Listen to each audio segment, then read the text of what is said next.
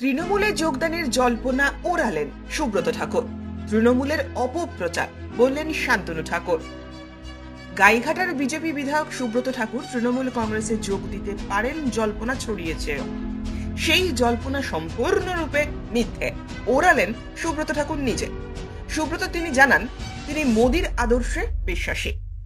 অসময়ে দল করেছেন, এখন দলীয় কর্মীদের সঙ্গেই আছেন। কাল থেকে ভুয়ো জল্পনা ছড়ানো হচ্ছে। শান্তনু ঠাকুরের সঙ্গে তার দূরত্বের যে জল্পনা ছড়িয়েছিল, সেই জল্পনাতেও এদিন জল ঢেলে দিলেন তিনি। সুব্রত বলেন, বাড়িতে দুই ভাই, একজন মন্ত্রী, একজন বিধায়ক। সেই কারণে মানুষ অনেক কথা বলে থাকে, কারণ দুজনকে আলাদা করে রাখতে পারলে অনেকে সেই ফাঁকের ফায়দা নিতে পারবে।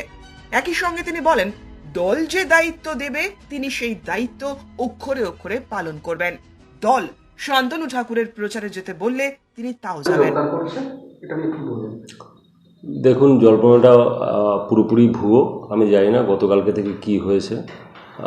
আমার কাছেও প্রচুর ফোন এসছে এবং উড়ো খবর তো আগে থেকেই ছিল, আমার কাছেও ছিল, কিন্তু টোটাল জিনিসটাই একটা ভুয়ো।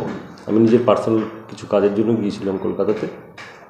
আমার ফোন সুইচ অফ ছিল কোনো কারণে, কিন্তু সেই জায়গাটাতে পুরো আমি নিজেও দেখে অবাক। আমি তো বুঝতেই পারিনি যে এরকম জল্পনাটা এবং এরকম জিনিসগুলো কেন কিভাবে হয়েছে। এই যে জল্পনা তৈরি হচ্ছে, কি উদ্দেশ্যে তৈরি হচ্ছে বলে মনে হচ্ছে? আমি জানি না উদ্দেশ্যটা কি, রাজনৈতিক উদ্দেশ্য হতে পারে, কিন্তু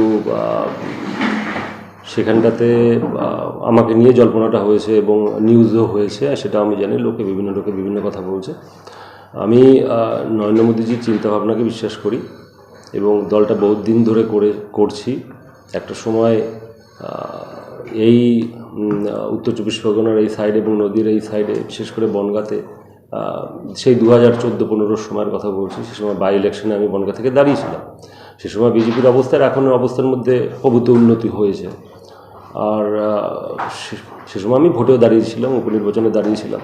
তো আমি জানি দলটার কী অবস্থা ছিল, এখন দলটা এখন কী অবস্থায় আছে। অনেক চেঞ্জেস, অনেক পরিবর্তন এসছে। আমি মোদিজির চিন্তাভাবনাকে বিশ্বাস করি। দেখুন, অনেকে অনেক কিছু বলে, রিউমার হয়। আর যেহেতু এক বাড়িতে দুই ভাই, একজন মন্ত্রী আর একজন এমএলএ, সেরকম মানুষ অনেক রকমের কথা বলে, অনেক কিছু করে, কারণ কান ভাঙানো মানুষের অভাব থাকে না। যদি ডিভাইড অ্যান্ড রুলস যে পলিসি আছে, সেই মানুষগুলো, কিছু মানুষ আছে আমিও জানি, সেগুলো অ্যাকচুয়ালি আমাদের বিশেষ করে আমার চোখের মধ্যে আছে, আমার নজরের মধ্যে আছে, যে কারা এই কান ভাঙানিটা দেয়, কারা মূলত ভাগ করে রাখতে পারলে পরে সেখান থেকে ফায়দা নিতে পারে এবং ফায়দা নেওয়া যায়, এবং কি করলে পরে এই ডিভাইড করে দিয়ে বাড়ির মধ্যে একটা বিভক্ত করে রেখে সেখান থেকেও মুনাফা লোটা যায়। তো এই মানুষগুলো আছে, সেই মানুষগুলো চিহ্নিতকরণও হয়ে গেছে, আগামীতে কাজে লাগবে তাদেরও। আর যেটা আছে সেটা হচ্ছে রিউমার, এমনি কোনো রকম কোনো কিছু নেই। আমি বিজেপিটা করি, ভাইও বিজেপিটা করে। এখন তার চিন্তাভাবনাটা কি আছে ওনাকে প্রশ্ন করলে পরে বুঝতে পারবে না, আমি আমার কথাটা বলছি। সুব্রত ঠাকুরের তৃণমূল যাওয়ার জল্পনা নিয়ে শান্তনু ঠাকুর বলেন, এটা একটি তৃণমূলের অপপ্রচার। তারা ভেবেছিল মুকুটমণি অধিকারী তৃণমূল গিয়েছে, সুব্রত ঠাকুরও যাবে, কিন্তু এই অপপ্রচারে ওদেরই ক্ষতি হলো। এটা একটা টিএমসির অপপ্রচার ছিল সম্পূর্ণভাবে। ওরা ভেবেছিল মুকুটমণি অধিকারী টিএমসিতে গেছে, সুব্রত ঠাকুরও যাবে।